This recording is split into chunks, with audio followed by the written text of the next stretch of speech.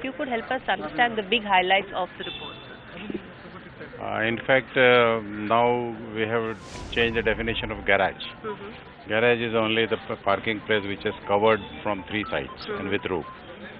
Anything else which will be out of this will depend on the local authority. At the same time, we have declared that project means specified project. It can be phase 1, phase 2, phase 3. Whatever phase is there, that will be the exactly, and open land into that phase will be considered as a project. So these types of changes we have made.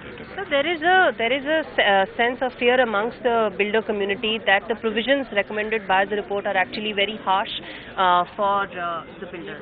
Not at all, not at all. It is not so. In fact, now the bill is a totally balanced bill. It divides good and bad builders. It divides good and bad consumer. And eventually we want to see the growth into the in the area of constructions, in the area of the real estates. So this bill is totally balanced bill, and whosoever will not follow, whether it is a builder or a LOT or a consumer or a broker, then the law must be there.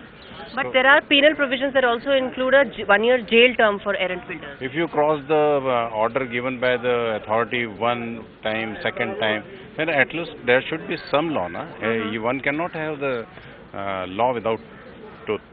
What is the reason for diluting the escrow account clause to bring it to 50%? No, we haven't diluted. It was originally proposed as 70%. Proposal may be anything, but we said that it should be 50,000, and local state government, if desire, then they can increase. And we have, because it is a federal structure, eventually it is the local government, it is the state government they are going to do this. So we said, okay, whatever you want to do, you do, but the minimum it should be 50. So my last question to you, do you think this will impact investments into the real estate sector, given that the penal provisions are harsh? No. In fact, regulation will bring more and more money into this. FDI will come, more finance will come, and this industry will grow.